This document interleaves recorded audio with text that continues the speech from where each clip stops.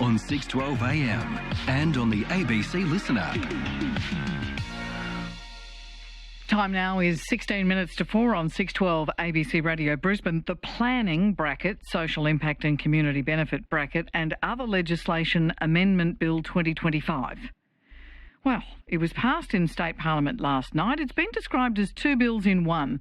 On the one hand, it allows the government to bypass 15 planning acts to get its Olympic stadiums built. On the other, it imposes strict consultation requirements on renewable energy projects. So on the one hand, no consultation.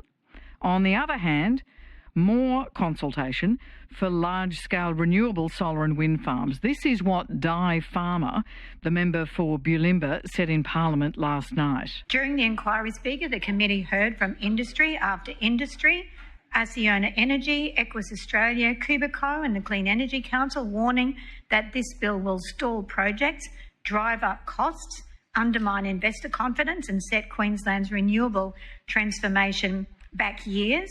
They heard that no new wind farm applications have been submitted since this bill was introduced, which should alone set off alarm bells. Chris O'Keefe is the national spokesperson for the Clean Energy Council, which is the national peak body for the renewable energy sector. Chris, are alarm bells ringing about this? G'day, Ellen, and thanks for having me. Well, there's disappointment. I don't know about alarm bells, but there's certainly disappointment. There was 110 submissions as part of the consultation on this bill, 110 submissions from a clean energy sector and the industry more broadly, all said, hey, look, this is going to be problematic. And one of the major things that we've seen is, none of that's been taken on board. So there's a level of disappointment there. But I think it's really important to note from the outset that the intent of what the Crisafulli government is trying to do is supported by the industry. But we understand that the renewable energy sector and local communities, specifically in regional Queensland, because it's where this stuff is getting built, that relationship needs to be better and that relationship needs to be strengthened. And that was the intent of this bill. The problem we've got is that, we put a lot of effort into the consultation and some of the amendments that we were trying to see. Unfortunately, the Crisafulli government didn't see fit to include those amendments, so here we are. Yeah, what's interesting is the intent of the bill seemed to be to get this community benefit going, that in order to get this whole renewable transition done, you're going to have buy-in from regional communities. And the suggestion is, well, that's pretty hard to do if you front load that before you've got a defined project. So you're going to community with sort of a blank piece of paper to say, we want to build something, but we have to consult you before we can figure out what it is we want to build. Now, what impact is that likely to have? Well, it's like doing a renovation to your house. Say if you want to put a second story on your Queenslander and the government says, oh, hang on, you've got to consult with everybody in your street first before you lodge what goes to council. Now, that doesn't make a lot of sense because you don't know what colour the paint is. You don't know whether or not you can afford it. You don't know what the architecture is because it's just an idea. It's just a proposal. And what the Clean Energy Council said in our industry more broadly, we went to the government and said, well, hang on, let us go, okay, is there enough wind and solar to make this work financially? Can we invest in it? Do we think that we've got the investment ready to go to proceed to the next stage? The project then gets to the next stage where it's lodged with the state government, and as a condition of approval, then we can sit down and to say, okay, how much money gets to go to the communities? What are the neighbour payments? What are we going to do with the roads as all the kit comes out to be built? This is the idea. It's just by front loading it, you're putting all this work and all this money and all this resourcing into a project that may well never get approved. So it seems, backside about, if you want me to put it frankly. There's a concern about it increasing the cost. We all know whether or not you want to put a deck on the back of the house or get a new bathroom. If you delay, it costs you money. These sorts of delays will obviously cost money. What will that do to this investment? Because you put out a press release today that made the point, and we heard it there from the opposition, saying that Queensland is the national leader in this. So much of these billions of dollars in investment in renewable projects are coming to Queensland.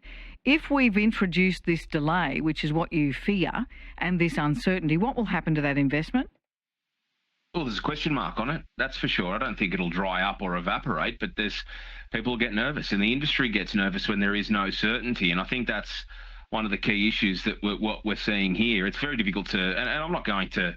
There's great wind and solar resource in Queensland, and I think Treasurer Janetsky and the energy minister, as the energy minister, has been really open to renewable energy investment and private investment in Queensland. And you're talking billions of dollars. He gets it, right? He sees the dollars coming in to the state coffers. But Chris, he's the energy minister who says Queensland's open for business, but the planning minister, Jared Blahey, says not so fast. We've heard from the Mayor of the Western Downs Regional Council, Andrew Smith, who describes the area around Cunnanulla as the renewable energy capital of Queensland, who says what used to take 8 weeks to approve may now take 18 months. He says we're taking a big risk with our economic future. Here's what Jared Blahey, the planning minister, said. So here we go. The Labor Party don't want community to have a say at the start. They want the development applications to be made by the developer and then go to community. No, this side of the House, the LNP is saying the proponents of renewable energy projects go to the community first. Go to the community first. And this rubbish that the member for Gavin said about coal companies and resource companies don't have to do that. Do you know on average it takes 15 years to get a coal mine approved in Queensland? And on average, under the Labor Party, it was taking about 6 months to get a wind farm or solar farm approved. Chris? Oh, well, I understand. Look, the Deputy Premier, at the end of the day, is reflecting a level of community angst. And you can't knock him for what he took to the election was to say, we're going to engage communities better. And as an industry, we understand that because it hasn't gone, as swimmingly as, some people like to say it has. And I wouldn't be truthful standing here with you or being on the phone here with you, Ellen, to say that it's all been tickety-boo, because it hasn't. And communities rightfully want a say in what happens in their local areas. It doesn't matter if it's in a suburb of Brisbane or in Cunnanulla in regional Queensland. What we're saying here is front-loading community benefit, front-loading community consultation really doesn't make a whole lot of sense. Because, as I said, if you're going to put a second story in your house, going and asking all your neighbours up and down the street whether or not that's cool before you even have an idea of how much you're going to spend, what the proposal is, and before it's been submitted to council, doesn't make a whole lot of sense to us. And our view is that we put that pretty strongly, and all the renewable energy developers put that pretty strongly to the government. And unfortunately, in this instance, it was ignored, and as a result, the industry is broadly disappointed. But that doesn't take away, Ellen, from the fact that communities need to be consulted properly, and the industry is absolutely committed to doing that. And that's why we back the intent of the bill. We just don't particularly like the outcome. You're listening to Chris O'Keefe, the National Spokesperson for the Clean Energy Council. He's not having an argument with local government, who are supposed to coordinate this community consultation. As I say, the Mayor of the Western Downs Regional Council, one of many mayors who put in a submission pretty much saying what Chris is saying. That's not the time to do the consultation. You're front-ending it, you're just delaying it, you'll tie up local council. The lawyers agree with Chris O'Keefe and the Clean Energy Council. The Queensland Farmers Federation has reservations about this, as do mining interests in Queensland. Tell me why my listener should care, Chris, if a multi-billion-dollar bloody renewable energy company has to spend a bit more time and money to get a project going in Queensland. How does that affect my listeners' energy bill and their prospect of a well-paying job in an industry of the future if we discourage this investment in Queensland? Well, we need the electricity to replace the coal-fired power stations. Queensland's a bit different to the southern states. Their coal-fired power stations, one are owned by the government, so they've got more control over it, but two are a bit newer, so you've got a little bit more time, but they're going out one way or another. There's no new ones getting built, so you've got to replace the electricity with something, and renewable energy is the only option as it stands right now anywhere in Australia. So that's the first thing when it comes to your energy bill. And the second thing is your listeners should care if you've got kids who are sparkies or civil engineers or concreters or truck drivers or crane operators, or they do any of those jobs themselves. You're talking about well-paid jobs in regional Queensland, billions and billions and billions of dollars worth of projects that sustain those well-paid jobs, and they feed families, and that is important. And I'm yet to hear, Ellen, anybody through anywhere in Australia that has argued against a job for someone who lives in regional Queensland. And I was up in Brisbane only a few weeks ago, and I flew into Rockhampton on a Qantas Link prop plane. And there was front to back people in high vis flying out of Brisbane into Gladstone. Rockhampton. We were going into Rockhampton. And what are usually FIFO workers with the mining companies, where each and every one of them were FIFO workers on renewable energy companies. They're flying into Rocky to do their job, to get paid and go home and feed their families. And this is the industry that is here. It exists right now. It is paying people's bills. And, while sure, regional communities need more of a say, we absolutely back that. Absolutely back that. But we don't throw the baby out with the bathwater, do we? Yeah. Chris O'Keefe is with me. What do you say to the fact that while the Treasurer and Energy Minister says Queensland's open for business for renewables, Jared Blay seems to put the brakes on with the planning rules? In fact, just a little while ago, the Moonlight Range wind farm west of Rockhampton was cancelled, even though it had final approval. That was a project worth, I think, $1.5 billion. It was cancelled.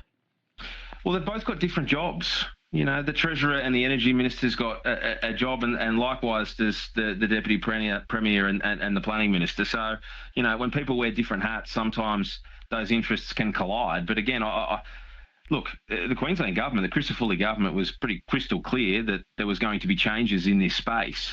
So I can't knock them for that, and I won't knock them for that. They've brought the bill on. They heard through consultation exactly what our industry thought about some of these changes in the front loading of the consultation. We didn't agree with it. They ignored it, and we are where we are. And I think we've got a right to express some level of disappointment. Chris O'Keefe, National Spokesperson for the Clean Energy Council. A fully approved wind farm is shut down. New consultation to establish a renewable project is now, according to industry right across this state, much more onerous for renewables than it is for fossil fuel projects. Does this make Queensland the toughest state to get a renewable project up and running? Well, we hope not, because we hope at some point there is a review process on this bill, say 12 months. Set a 12-month review process where the Deputy Premier and the government and everyone involved can sit down and go, okay, is this working the way that we've designed it to work? And if the answer is no, well, we hope that there is, through that review process, if they do decide to... There's no prospect of a review process. It was signed into law last night. You put out a press release saying that we are the leaders here in Queensland with this industry. As our coal royalties ramp down, this is the new industry that will not only provide jobs but power the industries of the future. And I'm not speaking of you here, but off the record, any number of renewable CEOs will tell me this is a disaster and they'll just go to New South Wales. Just tell me how it is. Well, maybe so, but I always like, Ellen, to be in a situation where we can plea to the goodwill of the government, and a review process would be what we like, because at the end of the day, right, and I know it was signed into law, but, these things can change, and at the end of the day, the wind resources and the solar resources in Queensland are outstanding, some of the best in the world. And Queensland has led the way on resources full stop for many, many generations. Powered Australia and, ensured that Australia has the standard of living it does. It would be a real shame if the brakes were to be put on that. And whether or not that is the case, to be quite frank with you, is yet to be seen. And are your members saying to you, if this situation persists, Queensland's a no-go for renewables? Are they saying that? No, they're not saying that. They're not saying it's a no-go. There's lots of renewable energy projects that are well progressed. As an industry, are we disappointed in the outcome? Yes. Is Queensland all of a sudden going to be black banned as a result of this decision? No, that's not the case. There is lots of money and lots of projects that are progressing in Queensland, and the intent of the developers who are going through that is to finish them and provide the electricity that Queenslanders deserve and generate the jobs that Queenslanders deserve. Is it cheaper electricity in the end, renewable? Is that the promise for Queenslanders?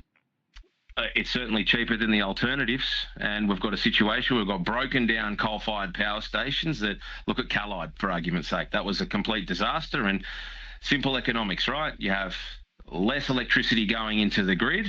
Well, supply and demand, that spikes prices. And if the coal-fired power stations are struggling, they are breaking down, we need to replace that electricity with something. And at the moment, the only option, Ellen, is renewable energy technology. So that is wind, solar, big batteries, pumped hydro, a little bit of gas. Christy, great to talk to you. Thanks for your time.